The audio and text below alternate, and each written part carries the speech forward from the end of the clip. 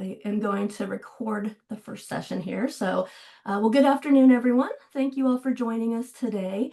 The Human Sciences Board of IDEA is excited to bring you a special opportunity to learn, share, and grow together today. We're welcoming back LinkedIn coach, Dr. Kristen Malik, better known to many of you as Dr. K. You may remember her from February's webinar and the conference workshop where she brought some great energy as well as practical LinkedIn tips for us. So this time, Dr. K is joining us for a 6-part series of interactive coaching sessions that are all about quick bite-sized lessons that you can put into practice right away. There will also be time for questions and personalized advice from Dr. K at the end of each session. And finally, this is also just a great opportunity to learn alongside your colleagues from across different programs and universities. So for today's session, we will be diving into how the LinkedIn algorithm really works and how understanding it can help us create posts that actually reach the audiences we want to connect with. So, as I mentioned, today's workshop is presented by Dr. Kristen Malik from the University of Nebraska. Dr. K specializes in experience design and integrated communications marketing. She has a robust background in events, marketing, and customer engagement. She also uses data-driven strategies to drive successful campaigns that enhance brand loyalty and foster lasting customer relationships. She's an active consultant, speaker, extension specialist, and faculty member. So Dr. K, we are excited to have you here today, and I will turn it over to you. Thank you. So just to I'm going to give a brief overview of what the thought process behind this 6-part series is. And it's really to give you like one topic per 6 sessions that we're going to dive into for 15 to 20 minutes. But then it's going to be all open Q&A and sharing best practices between each other and our personal branding or, organizational pages. And we'll go through all that. Because this is the first one and everyone comes into it and they're like, I don't even know what I'm doing. Do I even have a LinkedIn? I'm going to talk a little bit more content today. So I probably have like 25 to 30 minutes, but this is not a session to like wait for your questions till the end. You can unmute, ask away. You can put them in the chat, but if I don't see it in the chat, then absolutely Ashley or Morgan or Catherine, just like interrupt me. Totally fine. That's where we're at. And really dive in deep. Today, we're really going to focus on the actual algorithm of what makes LinkedIn tick and how that may or may not differ between personal pages and business pages. Because without understanding that, it's really hard to then design effective posts and effective strategies and like, what is this video thing? Do we actually have to do it? And, all of that jazz. So a little bit more content today, but cut me off, right? Ask your questions as we go. And just for my benefit, how many people, and I know we have a bunch of people on, their cameras are off, and that's totally fine. But can you tell me if you were actually at the February session that I did? Just so I know the baseline that we're at. So if you were there, okay. And then the people that have their camera off, you can turn on or put up a thumbs up or just over half. That's pretty good. Okay.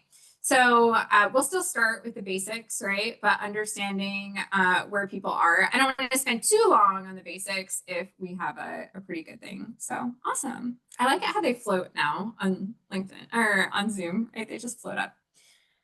So I'm going to share my screen.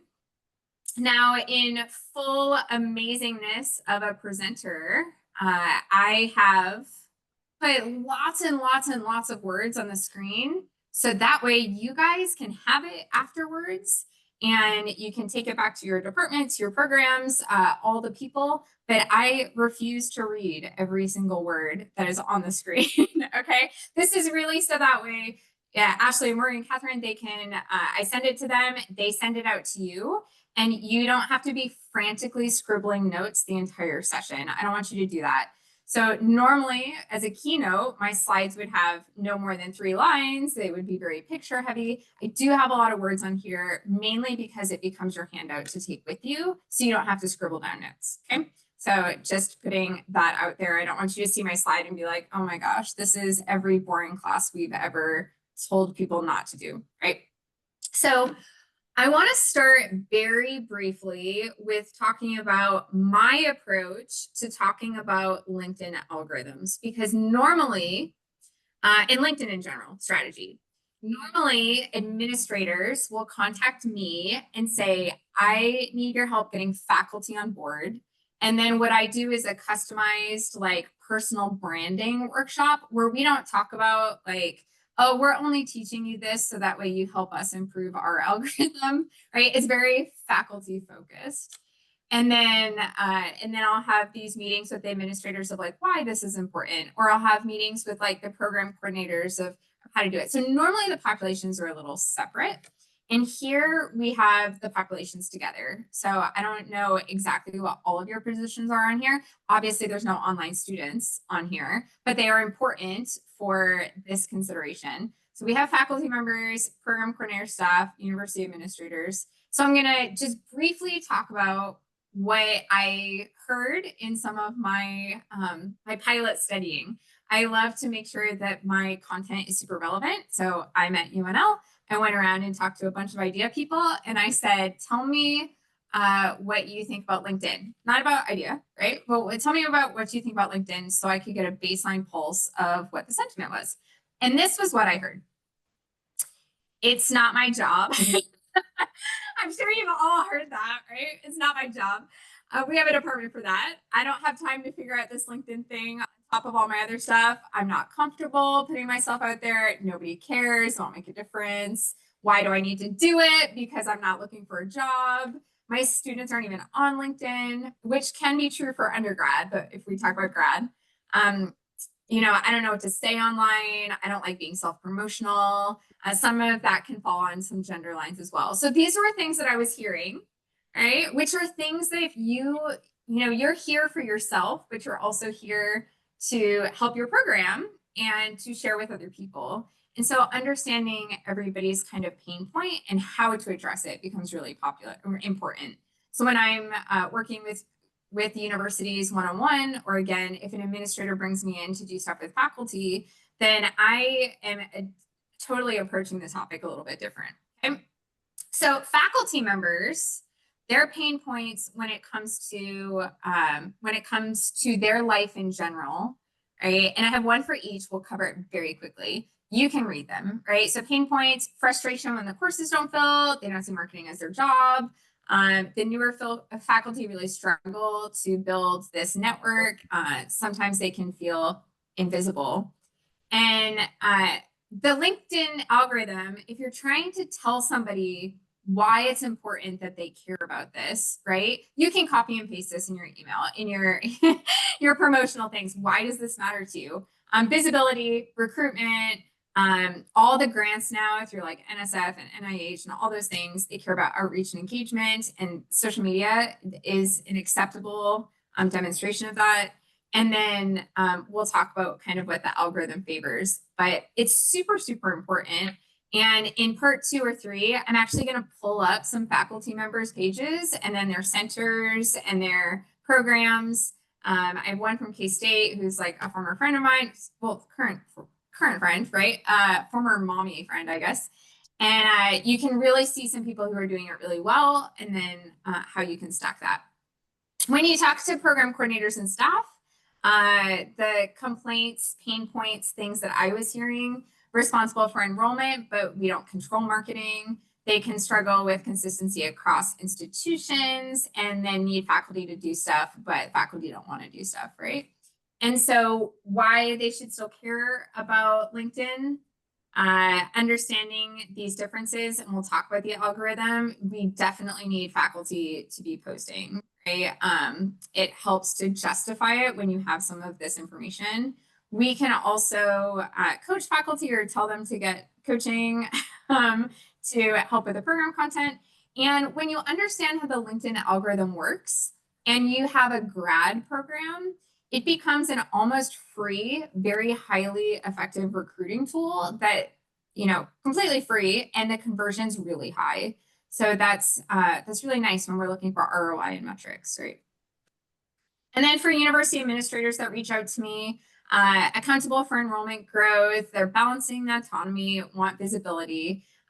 They should care about LinkedIn because of data, right? Recruitment. But also, as we lead more into a human-centered leadership model, faculty will just feel like you care because you're emoticoning their posts and sharing it, right? And so then you're kind of externally validating their efforts. So there is this kind of like empathic leadership that can go into LinkedIn as well. And then the students. Again, we have no students on here, but online students, research has shown, really feel isolated and disconnected, and they're trying to balance. And online students can sometimes feel second class. And so LinkedIn becomes really, really important for online students because it's a fantastic way to create sense of community. You can also show real world relevance. And then there's a lot of sharing, community sharing, right? And then posts that are spreading and really building that kind of identity. I have one slide specific to recruitment because administrators love it and everybody else is like, that's not my problem. But pain points from the student perspective, they're uncertain about the ROI of the degree and they know that tuition's expensive even at this common price. And they're curious if the degree will move forward, and LinkedIn can help with all of that, right? So if we're looking at each target market and what the pain points are, LinkedIn helps literally all of these pain points. And that's why you're seeing more universities, especially grad programs in universities, paying a lot more attention to LinkedIn because LinkedIn is kind of a built-in free recruiting tool. And bonus, most students are required to create a LinkedIn in their undergrad, so they have one. So you kind of have their resume already and a built-in tool where you don't have to necessarily send mailers to like find who your people are. All right. So next we're going to jump into, did that make sense? Was there any questions on that? Kind of like laying the foundation of where we're all at. Feeling good? Okay. I don't see any questions yet. Just good. Okay. And if we all had our cameras on, I'd be like, how many of you feel this way? How many of you are like administrators or faculty or whatnot? But I know we have a lot to cover in a short time period, and this is being recorded for other people as well. So when we're going into the pages, the LinkedIn effect, I love this one. Just there's a lot that are also like, you know, I have no job and I just sit on my couch, and then they're like connoisseurs and, you know, cheese and alcohol. It's kind of fun. But when we look at the types of pages, there's actually 4 or 5 specific types of pages on LinkedIn. Most of what we have experience with is our personal profile. And that's what every individual has. And then company pages, which IDEA has a company page. Most programs or departments, if you have a presence on LinkedIn, you have a company page. Now, universities like Kansas State University and University of Nebraska, they have a university page. That is so loud. I'm so sorry. I don't know if you guys can hear that. It's like going right by. But we have university pages, which is a specific subsect underneath these pages, but that is very specifically for universities. So that way they can link all of their departments, programs, student life, athletics, all of those things underneath the university. We actually don't deal with those at our level, except by tagging them. And we'll talk about how tagging a post can really help. So these are the 2 that we're mainly going to focus on today. And we'll build in like spotlight pages and affiliate pages as we go. But personal profiles is for all of you, right? You're an individual. It shows your stuff, your resume, essentially. You can publish your post, best for building reputation. So very similar to the February presentation, this slide. And if you weren't there, it might be hearing it for the first time. Company pages for organizations. You have one official voice for updates. You can run ads and get analytics. If your personal profile page is set up as a content, like if you're a content person, you also can get analytics on your personal profile, but most personal profiles do not have analytics. And the company pages are best for credibility, recruitment, marketing, and institutional branding. So then as we continue on with their strengths and weaknesses, just for these 2, personal profiles and companies, again, a lot of text on here. This is something for you to keep. This is my personal page, as you can see. Your strengths, human, which is really important. We are in a world of artificial intelligence right now, and we don't trust anything we see online. It could be a doctored video, it could be a doctored picture. Any list that you see on LinkedIn that has all the emoticons and M dashes is all ChatGPT generated or other AI generated. And we're having a really hard time trusting people that they are people. And so these personal profiles can really help with that authenticity. You're building your thought leadership, expanding your reach, supporting career growth. It is a personal effort. So unless you're hiring an assistant or an intern that you give your personal like username and password to, it's yours to manage and yours to control the message on, for better or for worse, right? So this is what it looks like. I did put on the bottom right, you can see in the screenshot, you can link if you're typing in your company name, if your company name has a presence on LinkedIn, then it will link it. So like you see how mine has the Nebraska logo. So if you click on that, it'll take you to the University of Nebraska, its LinkedIn company page. So that's important to know too, because if you don't have a company page or a department page, and then all these individual personal profiles are putting in that they are a teaching assistant or grad assistant or whatever in your center or program, and you don't have one, it doesn't link that, right? It'll have that empty square. So just think about that. And then a company page, this is where it gets a little confusing. It looks very, very similar. The one thing that most people don't notice is that personal pages have circle profile pictures and company pages have square profile pictures. So just something a little random and fun if you hadn't noticed that. You will see the cover photo and the profile picture, the title, the tagline, the location. All of those things are very similar. So at first glance, they can kind of get confusing. But then you go into this home, about, post, jobs, people. You can affiliate pages with it. So it does get nuanced. But if you're on a phone or a tablet or the top part of your laptop screen, it almost looks like a personal page. We need to think about that when it comes to design and the words that we're using in our cover photos for sure. So strengths, again, I'm not going to read all these, but you do have good analytics. The weaknesses feels very corporate and you have more kind of limited storytelling opportunities. So kind of strengths and weaknesses there. The social media algorithm loves to change, especially in times of artificial intelligence. And that keeps me on my toes where I get to go in and see kind of the prioritization at the time.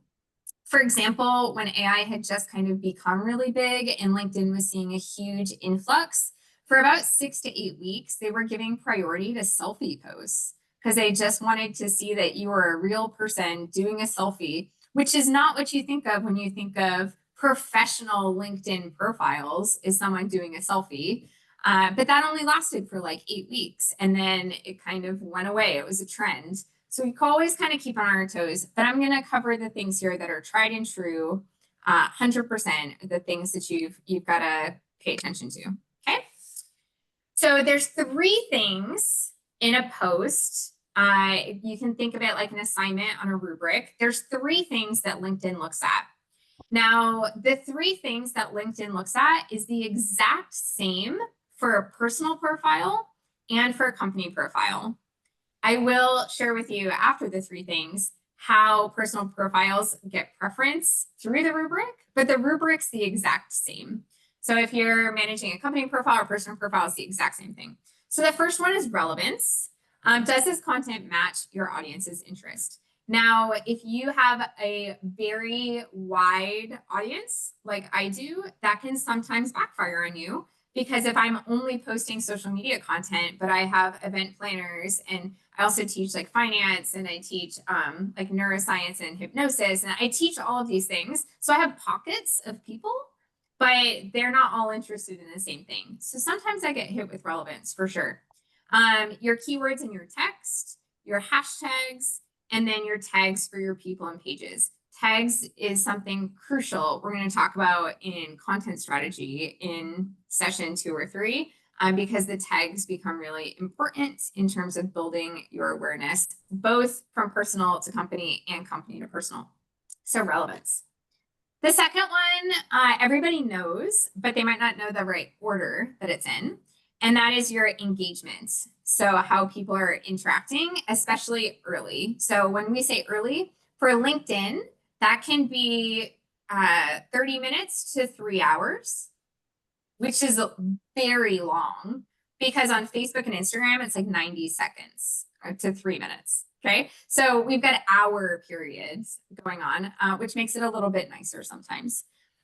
What most people don't realize is the incredible power of comments. And the fact that comments actually scores higher than shares, because so many people just go in and reshare things, but we're looking for engagement in the comments. LinkedIn is a community building platform, and they want people to meet real people to have real conversations, and comments become crucial. So I'll actually pull up my LinkedIn. You can see, and we'll talk about it in future sessions as well, of like how you can generate your content to get comments, besides like drop a me in the comments below to get free access to this link. I mean, people do that and you will get some comments, but there are much better ways to generate comments than that. So likes, shares, comments, and then saves. Now, LinkedIn doesn't publish the exact formula. So I say +1, +5, +10, +15, because I do a lot with like social media mapping and analytics and all those things. And in my trainings in person, we actually play like a game, just to re-emphasize how important comments are. But I'm not telling you that like is actually 1 point and comments are 10 points, but this is the exact order of importance. Okay. And this has been shown through LinkedIn, through published articles, through research, that it is in fact in this order. So we do care about it. Saves are really, really rare. Saves haven't become like a real thing on LinkedIn, but that's also why it's prioritized so highly. And then the third thing is the dwell time. How long are people actually looking at your posts? And that's why you see a huge increase in carousels, which is like your static picture that you swipe through, right? So kind of like a mini PowerPoint, but you swipe through it. Videos that there used to be a preference for like under 30 seconds and then under 15 seconds. And now they prioritize videos over a minute. So trying to keep your attention, keep you there. And then short but scannable text. So how our brain reads text is we like empty white space because we're already overwhelmed as a human being, and our nervous systems are all frazzled from everything going on in our world. And that's like a real fact for everybody based on neuroscience. So we like to be able to skim things, right? So when you're reading a book, a skimming could be reading the first sentence of each paragraph. So if you have paragraphs on LinkedIn, then our brain does the same thing. But if you then take that paragraph and you split it up, so it's like, okay, 1 to 2 lines, 1 to 2 lines, 1 to 2 lines, 1 to 2 lines, your brain is still skimming, but it's getting 80% of the content, right? It also makes your posts a lot longer, but they don't feel longer. And that increases your dwell time, right? So it's nicer for the brain, it's nicer for reading, they get more content, and it increases dwell time. So it's actually a positive thing. They really want. I'm listening Yeah. to a seminar. I don't know. Okay. It's on. I'm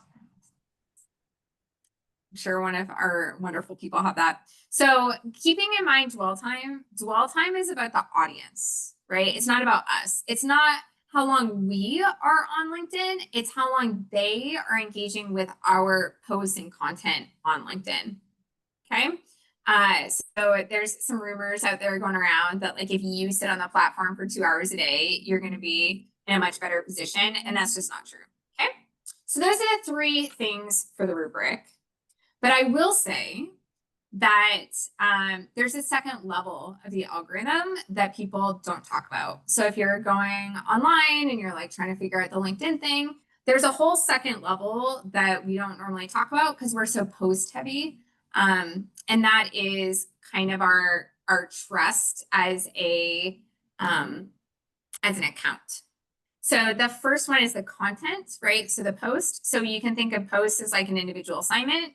And then we have how our account is valued overall. And this is frequently called a trust or a quality score. And in our context, we could think of it as like our overall GPA, right? So posts are like an individual assignment in one class, but our account is like our entire experience and how that's graded overall. And so, and I'll show you exactly why that matters here in a second. It doesn't matter as much as you think it does, but it also does. You're like, that's doesn't make sense, but it will here in a second. So when you look at your post level, those are your three things. We just covered that. On the account level, you're looking at consistency of posting, your engagement with other people's posts, your inbox activity, your profile completeness, and your connections engagement. Are you connecting with a bunch of bots? That's when that one started, right? So if you were going to pay like a mill of people to get you up to 5,000 people, but none of them are active, then your account would be less quality, right? So you're like, this is really cool and really interesting, but I don't have time to do all of this. When we're talking about company pages, this is great to have student workers do or interns. I will say, here's the post for the day, and then they will go online and make the post. And then they will like scroll on LinkedIn and write comments on different people's posts for like 10 minutes. And then they'll send some messages of like, hey, I saw your post, thinking about you, hope you're doing well, or whatever's appropriate for the situation, right? That works really well if it's not a personal account. If you have like a lab page or a center page or a department, right, college page, you can definitely outsource that because you do get some extra points if you are actually engaging on the platform, right? So how does it matter? How do these two things matter? How do they play together? So how the algorithms work, and Facebook and Instagram are the exact same way. So it's the exact same across all three platforms, is you share a post and very frustratingly, because we've worked so hard to build our population, our audience, right? The platforms are trying to sell quality content that keeps your attention because they're buying attention. And they only show it to a fraction of your followers because they're trying to see if you have engaging content or not.